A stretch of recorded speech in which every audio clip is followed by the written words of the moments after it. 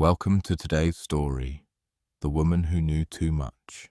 In this mystery, we follow Detective Inspector Shepard and her new sergeant as they uncover the truth behind the murder of Claudia Engel. Secrets, lies, and hidden motives surround the case.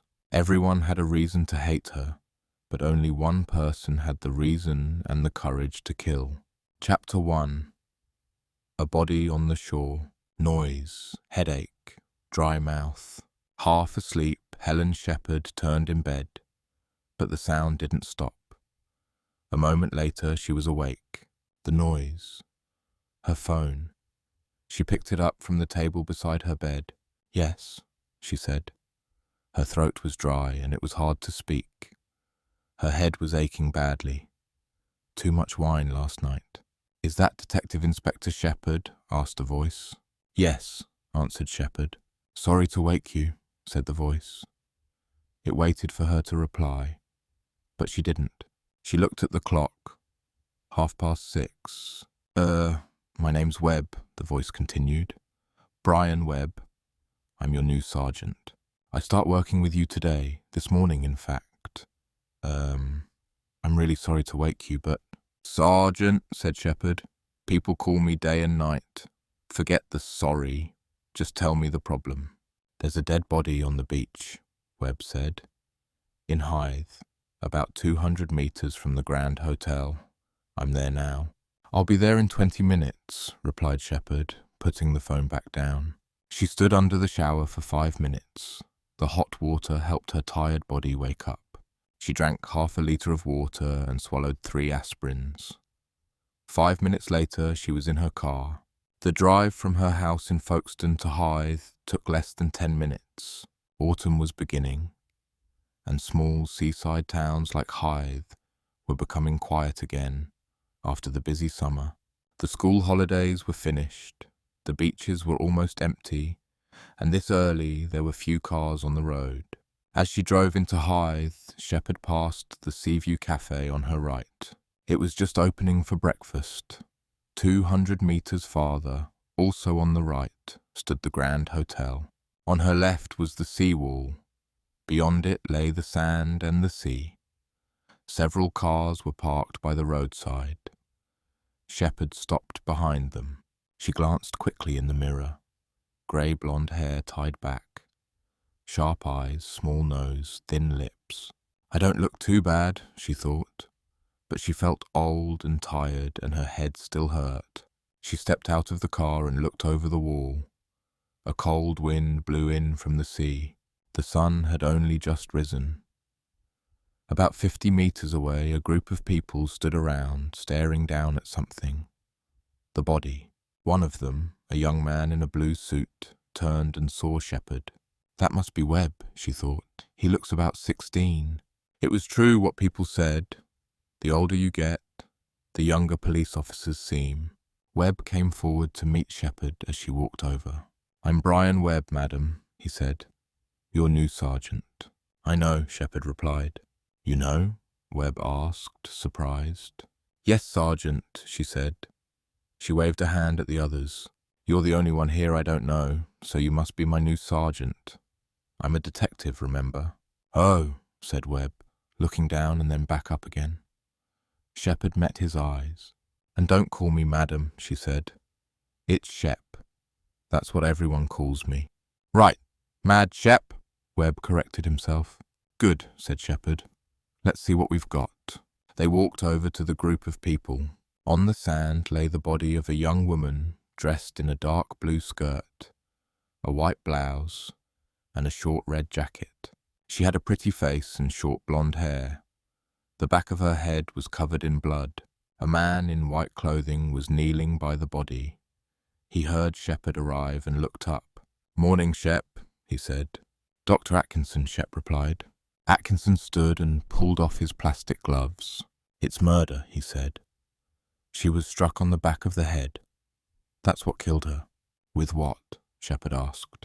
"I don't know yet," Atkinson answered. He glanced up and down the beach. "It could still be here, not a stone, I think, something longer, perhaps a piece of wood." Shepard looked along the shore. There were plenty of bits of driftwood washed up by the sea. When did she die? Shepherd asked. Late last night or early this morning, Atkinson replied. Between 11 and 2, I may be able to say more later. All right, thanks, said Shepherd. For a moment she said nothing and stared out to sea. Her headache was already easing. 3 aspirins and a corpse. A fast cure for pain. Not really funny, at least not for the poor woman lying dead on the beach. Excuse me, Shep, said Webb. Shepherd turned toward him. Webb shifted uneasily from foot to foot. He seemed like a young dog, eager to please. The man who found her, the body, Webb began. He's a waiter at the Grand Hotel, and he believes she was staying there. Actually, he's quite sure she was. And where is he now? Asked Shepherd. At the hotel, Webb replied. He had to start work. What? Shepherd snapped, glaring at him. Well, he was already late, Webb said awkwardly. And what if I want to talk to him? Shepherd asked. Now? Well, Webb looked even more uneasy. I could always... No, Shepherd cut him off. Later. First, get as many officers as you can down here.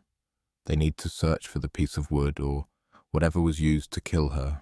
Right, Shep, Webb said. Shepherd turned to Atkinson. Let the photographer finish, then you can take the body away, she said. Okay, Shep, Atkinson replied. Shepherd walked back up the beach and sat on the seawall, breathing in the salty air. She searched her bag for cigarettes, then remembered she no longer smoked. 3 weeks without one, not bad. She watched Webb finishing his phone call. He must be one of those university policemen, she thought. They graduate, join the force, make sergeant by 25, and know little about real police work. Webb came back up the beach toward her. Have you dealt with many murders before, Sergeant? Shepherd asked. No, Shep, he said, not many. Well, not any, actually. So, Shepherd thought, this may be difficult for Webb. His first murder. The first 24 hours are the most important, Shepherd said. Don't forget that. Yes, no, I won't, Webb replied. I want whoever did this, Shepherd said firmly. And I want him or her by this time tomorrow. After that, it only gets harder. Right, Shep, Webb said. Now, Shepherd continued, go to the Grand Hotel. Speak to the waiter who found her. Find out who the victim is and why she was here. And get us a room for interviews. Okay, Shep, Webb answered. I'm going across the road for breakfast, Shepherd said, glancing at the Seaview Cafe. I'll meet you at the hotel in half an hour. Webb watched her head toward the cafe. She wants things done fast, he thought. But first she wants breakfast. This is going to be a long, tough day. Chapter 2. McNab Music International. 25 minutes later, Shepherd entered the front doors of the Grand Hotel. After a bacon sandwich and a cup of coffee, she felt much better. It was 8 o'clock, and Webb was waiting for her. There were several comfortable chairs and sofas near the reception, but at this hour only a few people were around. I've arranged a room, Webb said, guiding her toward the back of the hotel. It's called the Wells Room, named after H.G. Wells, the famous writer.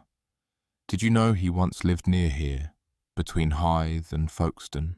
No, said Shepherd without interest. They soon reached a door marked Wells. Webb opened it. It's not very big, he explained. The hotel uses it for small meetings or private gatherings. It's fine, Shepherd replied, glancing around. A table stood in the middle with 4 chairs on each side. Shepherd sat down and motioned for Webb to take a seat as well. All right, she said. What do you have? The dead woman is Claudia Engel, Webb said. He pulled a paper from his jacket and read from it.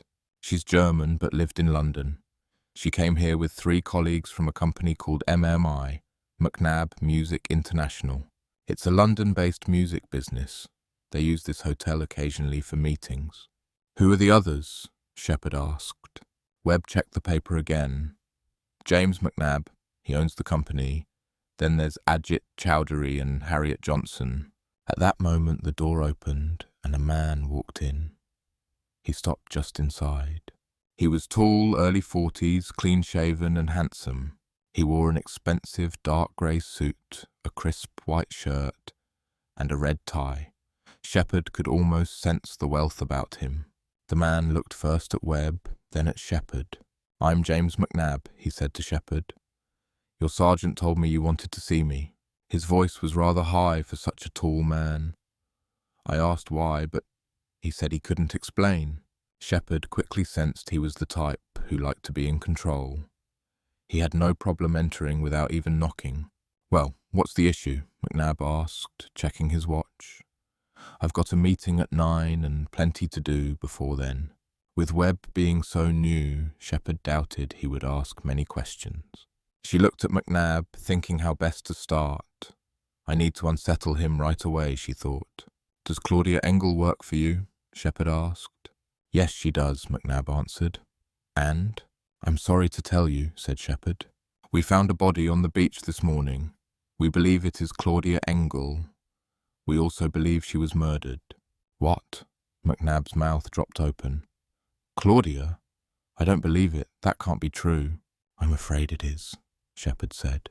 "That's awful," McNab exclaimed. "Awful!" "I need to ask you some questions," Shepherd told him. "Please, sit down." "Well," McNab said, glancing at his watch again, "of course I'll help however I can." He pulled out a chair and sat. "Tell me why you're in Hythe," Shepherd asked. McNab paused to think. He glanced at Webb, then at Shepherd. "2 or 3 times a year we come here for a couple of days," McNab began.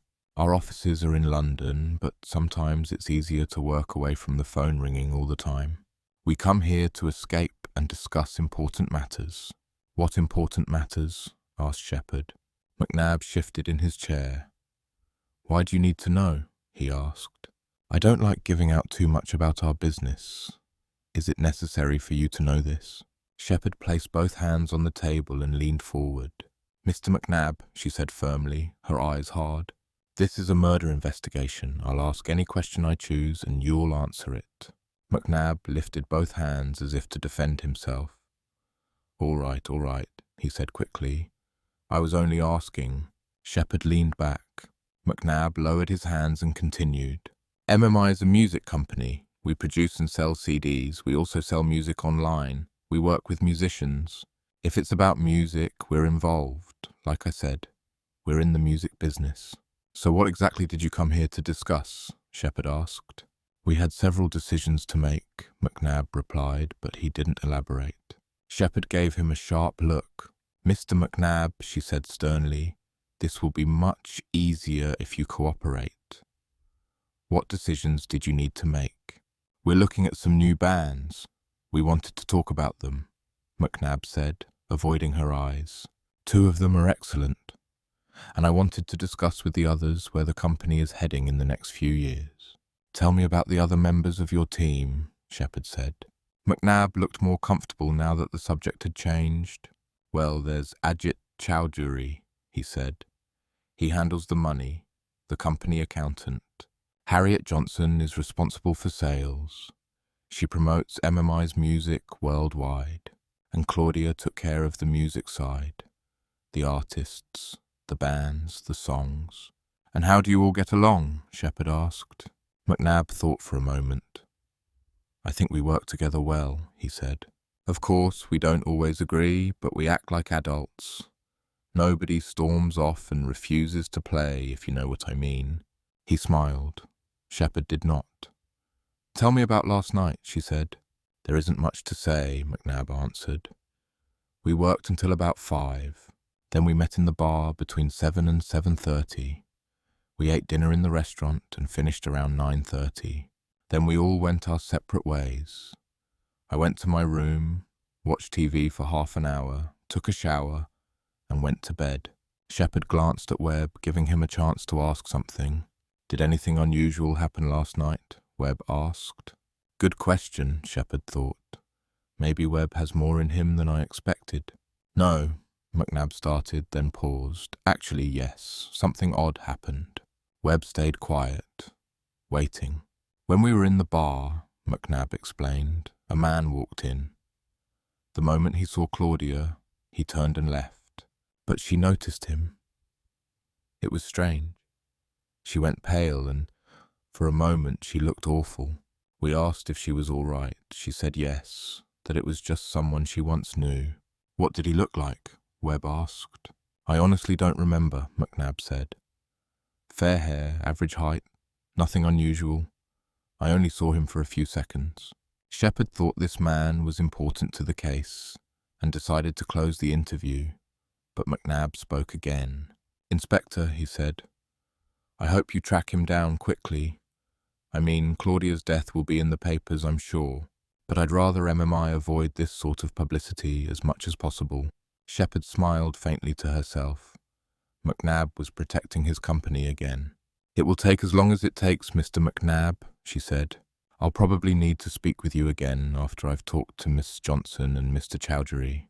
I'll also have officers search all of your hotel rooms. You can leave now, but don't leave the hotel. McNab started to say something, but stopped when he saw Shepard's look.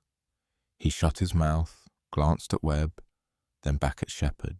Fine, he said. Thank you, Shepard replied. McNab walked out, closing the door behind him. Shepard turned to Webb. With men like McNab, you have to make it clear who's in charge, she said. That's us, the police, not them. Don't forget that. Right, Shep, Webb answered. Now, Shepard continued, Harriet Johnson next. But first, we need more information about the man who came into the bar. Have someone ask around the hotel. Did anyone see a man, our Mr. X, enter between 7 and 7:30, go into the bar, then leave quickly? If so, who is he?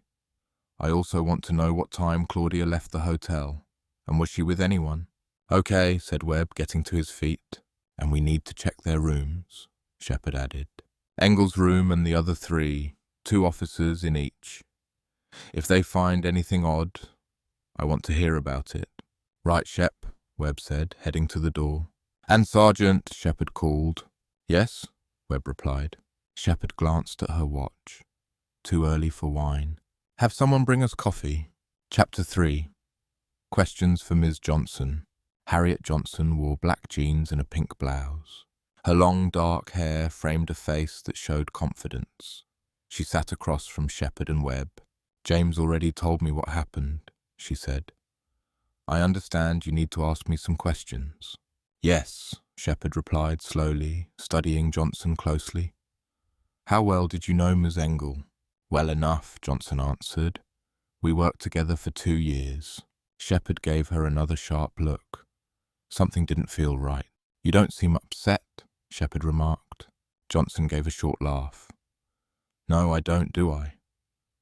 Her mouth smiled, but her eyes did not. The truth is, I didn't like Claudia Engel at all. In fact, I hated her. Shepard raised an eyebrow. The same old story, Johnson said with another brief laugh. I had a boyfriend and she took him. They started going out while I thought he was still with me. Then I discovered the truth. He left me for her, or rather, I told him not to come back. And then, later, she dropped him too. I see, Shepard said. She hurt me deeply. Then she hurt him.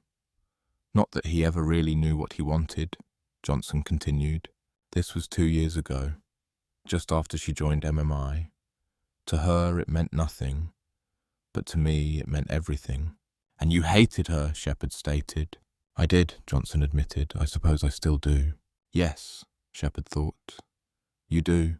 She could almost feel the hatred crossing the table. But I didn't kill her, Johnson added. How did the others feel about Engel? Shepard asked. McNab? Chowdhury?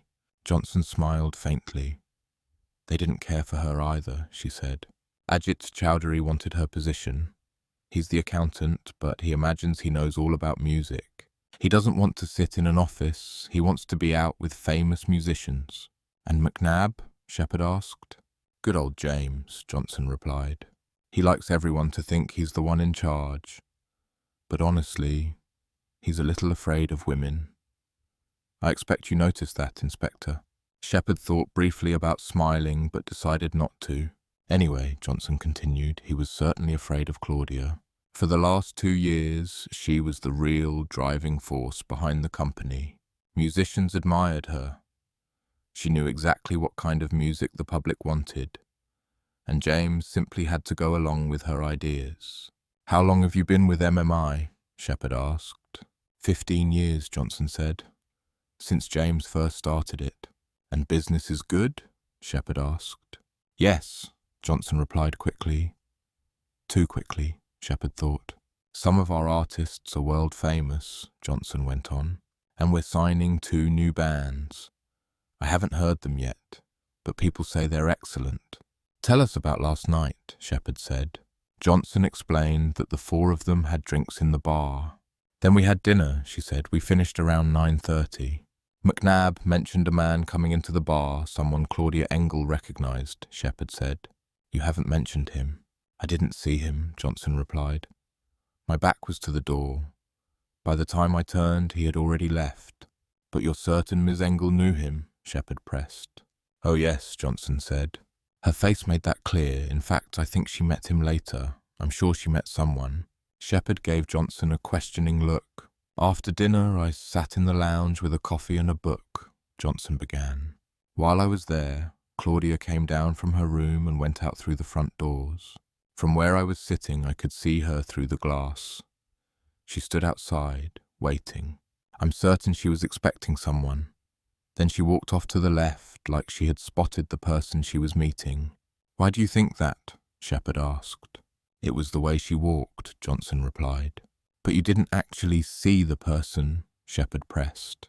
"No," Johnson said. "It was too dark." "What time was that?" Shepard asked. "Around 10:30, Johnson answered. "Maybe 10:45. I went up to my room shortly after." She shifted uneasily in her chair. "And you didn't see Miss Engel again?" Shepard asked. "No," Johnson replied. Shepard turned to Webb. "There's salt on your shoes," Webb pointed out to Johnson. "What do you mean?" she asked. "The bottoms are white," Webb explained. "That's salt from the sea." "Have you been on the beach?" Shepard glanced at Johnson's shoes. They were black trainers, with a white salt line near the soles. "Not bad, Webb," she thought. "I went for a walk on the beach yesterday afternoon," Johnson said. "Yesterday afternoon?" Webb repeated, making it a question. "Yes," Johnson confirmed. "And you didn't go out again later? After 10:30, maybe?" Webb asked. "No," Johnson replied, her voice less steady than before. "I've already told you. I went up to my room." Webb stayed silent, simply watching her. Shepard noticed a faint flush rise in Johnson's face. Perhaps there was something she didn't want them to know. Johnson shifted in her seat again. "I've told you," she repeated. "I went up to my room." Webb glanced at Shepard. "All right, Miss Johnson," Shepard said. "You can go. We'll need to speak with you again, so stay in the hotel. Understood?" "Yes," Johnson said quietly. She left the room with her head lowered. Shepard and Webb exchanged a look. "She was troubled by something, wasn't she?" Shepard said. "She's hiding something," Webb replied. "Or maybe she just didn't like me asking questions." Shepard stood, picking her bag up from the chair. "I need some air," she said, "and I've got a call to make. Go see if there's news about our Mr. X or from the officers searching the rooms. I'll be outside the hotel." 15 minutes later, Shepard stood outside the hotel's front entrance, her phone in hand. Webb came out quickly, holding a piece of paper. "2 things, Shep," he said. Shepard closed her phone. "Well," she asked. "We know who Mr. X is," Webb said, clearly pleased. And one of the receptionists confirmed Johnson's story. Engel left the hotel at 10:30. But she also saw Chowdhury leave around 10:45. Chapter 4. How well is MMI doing? Shepard waited for Webb to continue, but he didn't. He probably wants me to say, "Good work," she thought. "Come on, don't just stand there, tell me," she said. Webb shifted uncomfortably, his face turning a little red. He glanced at the paper in his hand. "Well, the man's name is Darren Fleming. We spoke to some of the bar staff. He comes into the hotel now and then for a drink. He lives somewhere in Hythe. We're trying to track him down." Good, said Shepherd. When you find him, bring him here. What about Chowdhury? Webb checked the paper again. Do you always write notes? Shepherd asked. Do you have trouble remembering? No, Shep, Webb said with a small smile, though still looking uneasy. He waved the paper slightly. Someone passed this to me. Detective Constable Fox, I think. All right, said Shepherd. She would rather not think about DC Fox. Fox liked to write everything down, keep things in order, and follow the rules exactly. Not her kind of officer. I know he's a lot older than you, Shepherd said, but don't copy him too much. I'll try not to, Webb replied. For a second, Webb thought he saw the start of a smile on Shepherd's face, but it quickly disappeared. The receptionist remembered Chowdhury leaving the hotel around 10:45 last night, Webb said. He was wearing running gear. Shepherd thought for a moment. All right, she said. Bring Ajit Chowdhury in. We'll talk to him next. She slipped her phone into her bag. I've just been speaking to a friend in London, she told Webb.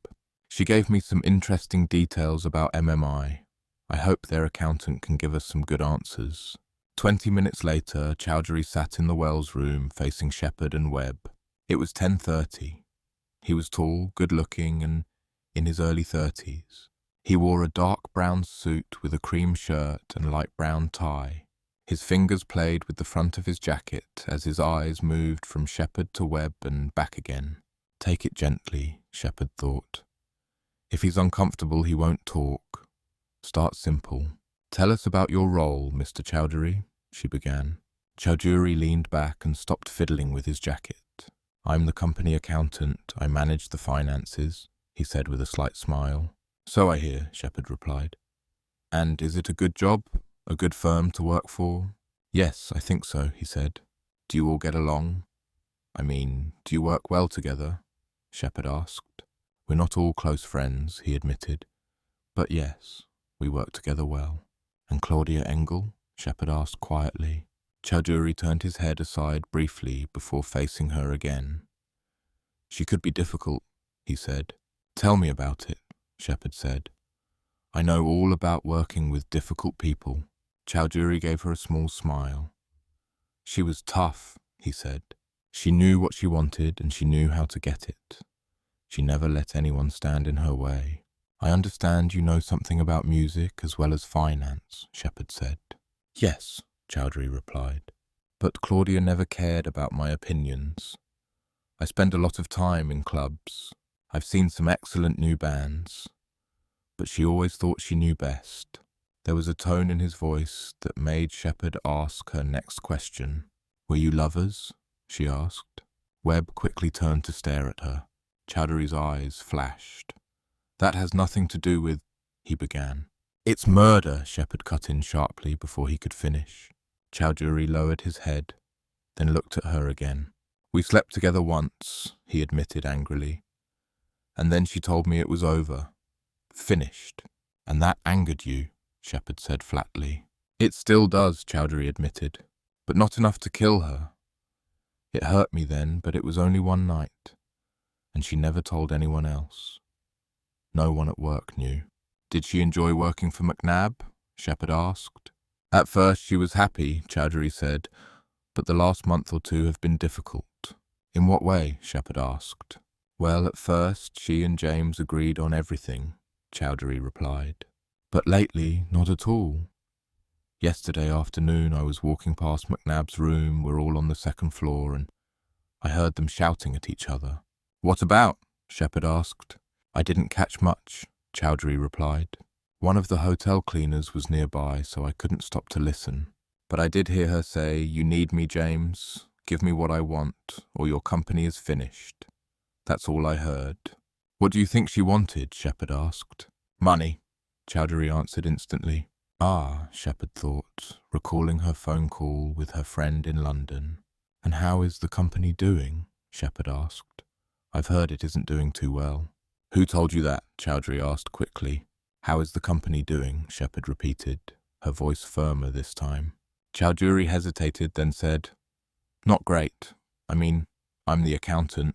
I can make the figures look fine on paper, But in truth, they're not. Some of our biggest stars aren't as strong as before. Sales dropped last year and will fall again this year. There are 2 new bands we think are excellent. Claudia was trying to sign them for MMI, but they're still deciding. I see, Shepard said. She stayed silent for a moment. Then Webb spoke up. What about last night? Where were you going around 11:15? For a run. Why? Asked Chowdhury. Which direction did you take? Webb asked.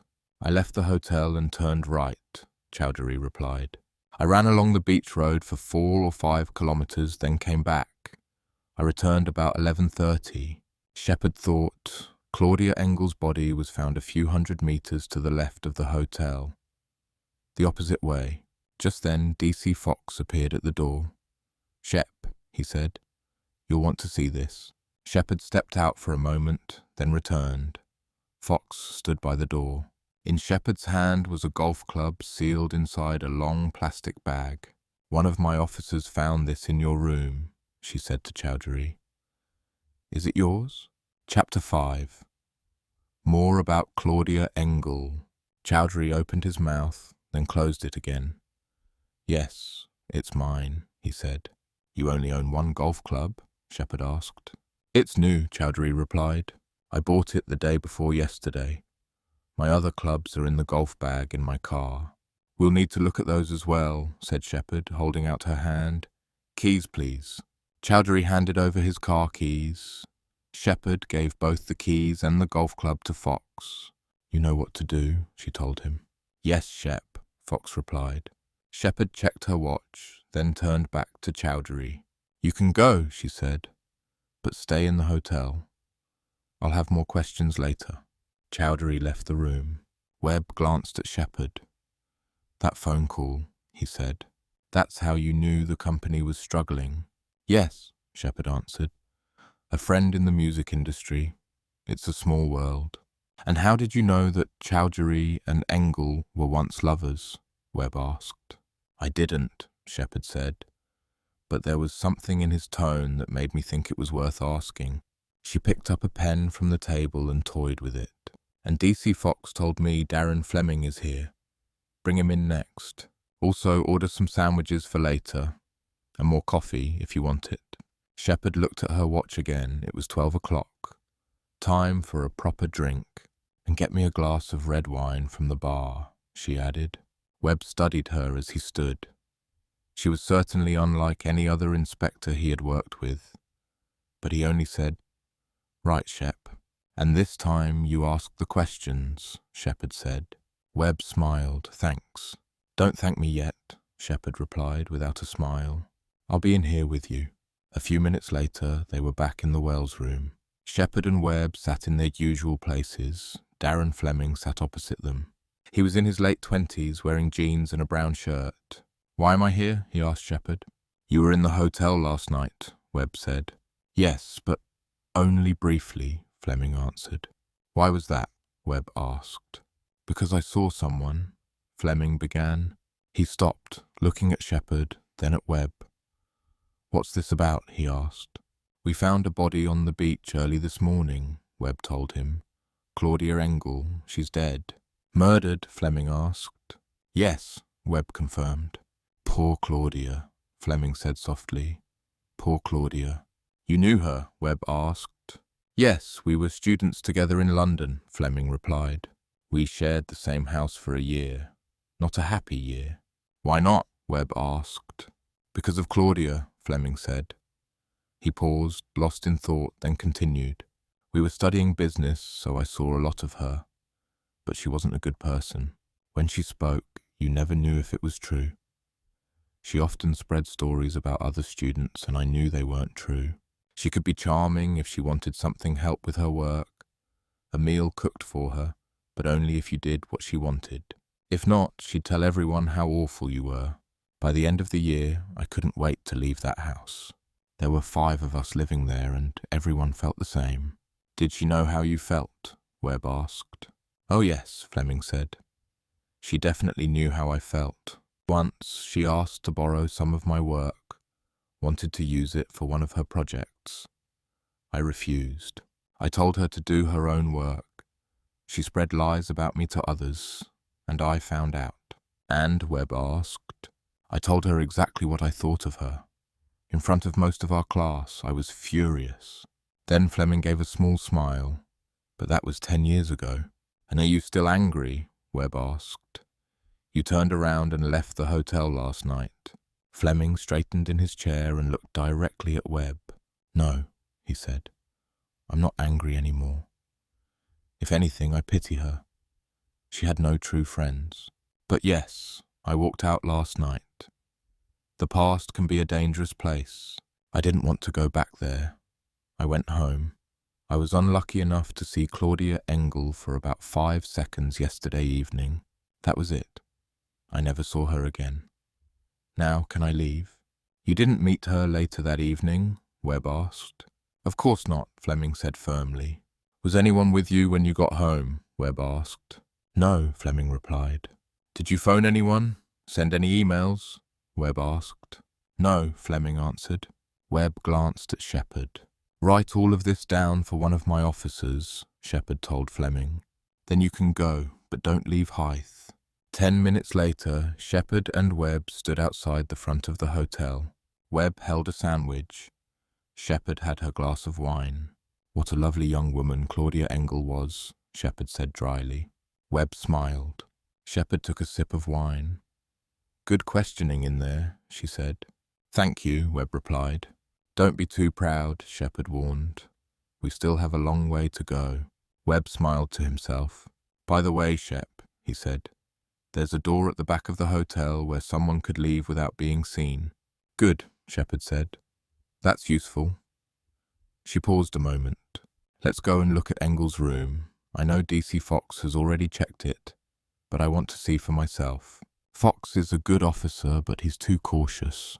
He doesn't let his mind run free, get the key from reception and meet me on the 2nd floor. A few minutes later, Webb joined Shepherd outside Claudia Engel's room. Reception gave me a key, but not hers, Webb said as he opened the door. No one can find her key, and it wasn't on the body. Oh, Shepherd said. That's interesting. Engel's room was large, with a double bed and a view of the sea. I'll check the bathroom, Shepherd said. You look around here. What exactly are we looking for? Webb asked. We'll know when we see it, Shepherd replied. She took a quick look in the bathroom. There wasn't much to find. Engel was only staying for a couple of nights. Nothing unusual. Shepherd returned to the bedroom. Webb was going through Engel's clothes. Anything? Shepherd asked. No, Shep, Webb replied. Shepherd scanned the room. On the bedside table were a book, a clock, and a music magazine. There were also some keys. House and car, she guessed. A raincoat hung behind the door, pockets empty. She looked around again. Something felt wrong, though she couldn't place it. Her morning headache began to creep back, and she didn't need that. Then Webb's phone rang. He answered. Shepherd turned to the window, gazing out at the sea. She didn't listen to Webb's call, just kept thinking about the room. Something was missing. And where was Engel's key? She heard Webb end the call. Well, Shepherd asked. Nothing important, Webb said. Shepherd looked around the room again. You know, I said we'd know it when we saw it, she said. Yes, Webb replied. Well, we'll also know it if we don't see it, Shepherd said. What do you mean? Webb asked. Then he smiled. Oh, I see. What haven't we found? Besides the key. The one thing business people everywhere carry with them, Shepherd said. A laptop, Webb replied. Let's look again, Shepherd said. 5 minutes later they finished. There was no laptop. Not in the cupboard, not under the bed, not anywhere. We need to find it, Shepherd said. First, confirm she had one with her. I'm sure she did. And find out what type. Then get every officer looking. Search the entire hotel again. Recheck McNab's, Johnson's and Chowdhury's rooms. Send someone to Fleming's house. And put more people back on the beach. Right, Shep, Webb said. And when that's done, you'll find me in the bar, Shepherd said. Chapter 6. Unanswered Questions. At 2 o'clock, Webb found Shepherd at the bar. talking with the barman. She turned as Webb entered and the barman stepped away. Engel did have a laptop, Webb said, sitting beside her. We know the type. All our officers are searching for it. Good, Shepard replied. Now there are several things I want answered. First, what's on Engel's laptop? Second, why did Engel believe MMI depended on her so much? Remember what Chowdhury overheard? Give me what I want, or your company is finished. What power did she have to bring the company down? Third, what is Harriet Johnson keeping from us? She was clearly uneasy with some of our questions.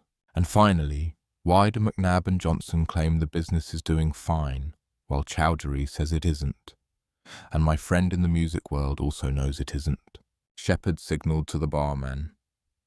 A glass of red wine, please, she said. Webb gave her a curious look. She noticed it. When you've been in this job as long as I have, Sergeant, she said, you'll find you sometimes need a glass of red wine. While you're working, Webb asked. It helps me think, Shepard replied. A grey-haired man walked into the bar and stood at the far end. He placed his keys on the counter and waited for the barman. DC Fox appeared at the door and gestured. See what he wants, Shepard said, staying where she was. Webb stepped out to speak with him. Shepard sat in thought. Her eyes went to the grey-haired man at the bar. She looked at his keys.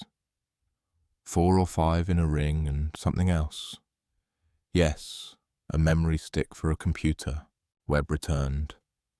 They found Engel's room key and her laptop, he said. They were hidden in an old garage behind the hotel. But the laptop's no use. Someone smashed it to pieces, and I don't think all the parts are there. Shepard lowered her head into her hands briefly. Then she looked up and her eyes went back to the memory stick on the bar. It gave her an idea. Wait a moment, she said. She stared out of the window, thinking, finger at her mouth, eyes half closed. Then she looked at Webb. I've got an idea. She paused a little longer, still turning it over in her head. All right, let's do it, Shepard said. I want McNab, Johnson and Chowdhury in the Wells room. Fleming too. Send a car to bring him. We'll meet in 45 minutes. I've got a few things to take care of first. Right, Shep, Webb said as he left, wondering what her plan was. Shepard sat for a while, running through her idea. Then she got up too, carrying her wine with her. By 4:30, Webb had gathered everyone in the Wells room. Shepard walked in and glanced around. Webb was already in his usual seat. Across the table sat Chowdhury, McNab and Johnson. Fleming sat slightly apart from the group. DC Fox stood just inside the doorway. Good afternoon, everyone, Shepard began. This is Mr. Fleming. She gestured toward him. You'll remember him from last night. He knew Miss Engel years ago. She turned to Fleming. Here we have Mr. McNab, Miss Engel's employer, and Mr. Chowdhury and Miss Johnson, who worked with her. Shepard moved around the table. She carried an envelope, which she placed in front of her chair before sitting down. I've called you all together because one of you murdered Claudia Engel, Shepard said. Everyone began speaking at once. Shepard raised her hand. Quiet, she ordered. The room fell silent. I don't know how many friends Miss Engel had, Shepard continued, but none of you here were among them. McNab started to speak, but Shepard silenced him with another raised hand. Later, Mr. McNab, she said. You can speak later. None of you liked her. Any of you could be the killer.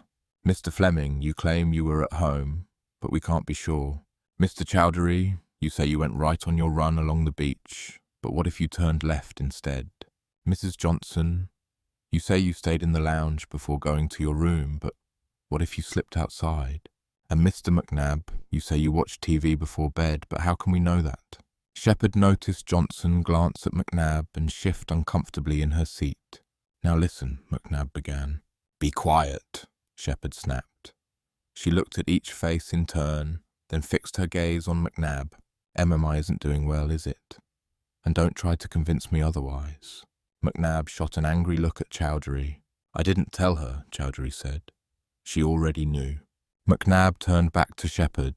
How? He started. Isn't that true? Shepherd cut in. No, it isn't doing well, McNab admitted. But there are these two new bands. Ah, yes, said Shepherd. The two bands. Do they actually exist? Yes, McNab and Chowdhury said together. Good, Shepherd said. So let me get this straight. If these two bands sign with MMI, the company survives. But if they go to another firm, it's the beginning of the end for MMI, correct? Well, McNab began. Yes, Chowdhury said firmly. He might tell you otherwise, but MMI is a small company. It can't get much smaller. So if the bands don't join you, MMI collapses, and you all lose your jobs, Shepherd said. And the one person bringing the bands to MMI was Claudia Engel. What exactly are you saying? McNab asked. I'm not saying anything, Shepherd replied. I'm just making sure we're clear on the situation. She looked slowly around the room at each of them. The next subject is Ms. Engel's laptop, she said. We've just recovered it, in pieces, hidden in an old garage behind the hotel. At that moment, the door opened. A police officer spoke to DC Fox, who crossed to Shepherd and whispered in her ear. Shepherd's eyes shifted to Johnson. Just what I needed, Shepherd thought. A way to get Harriet Johnson talking. Miss Johnson, she said aloud. One of the cleaners saw you leave the hotel at 6:30 this morning. You were carrying a laptop bag. Perhaps you'd like to explain that. Chapter 7, Who Killed Claudia Engel? Everyone in the room turned their eyes toward Harriet Johnson. Johnson began. Her face flushed deep red. She stopped, then started again. I was taking my laptop to my car, she said. It was our last day here. I knew I wouldn't need it anymore, so I went to put it in the car. But it was mine. You have to believe me. Excuse me, Shep, Fox interrupted.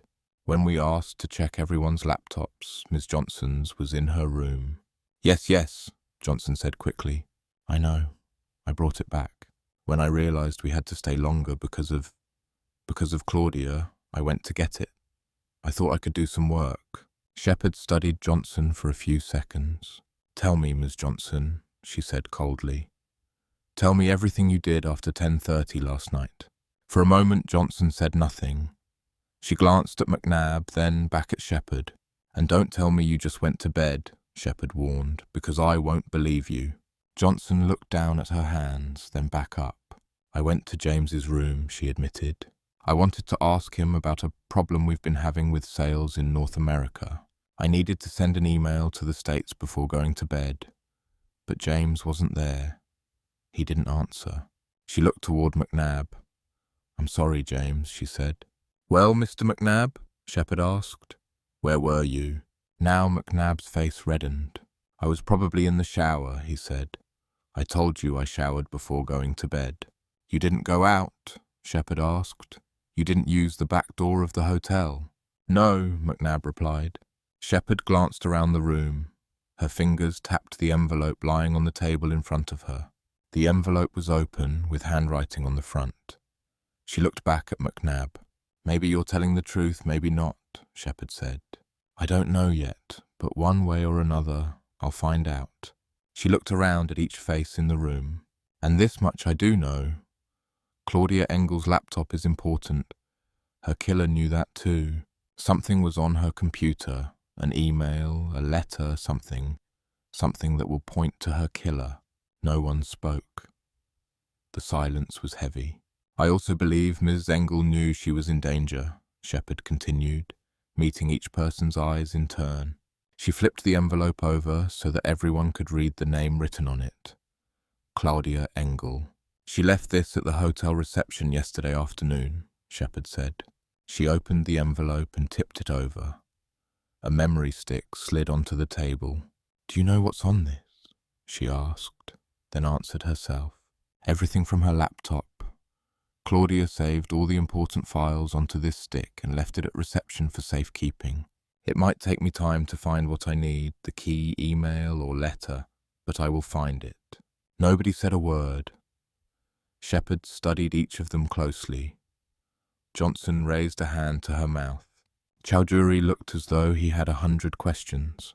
Fleming leaned back in his chair, his eyes moving between Shepherd and the MMI team. But McNab looked the most uneasy of them all. Shepherd kept her eyes fixed on him. At that moment, the door opened. A police officer handed DC Fox a sheet of paper.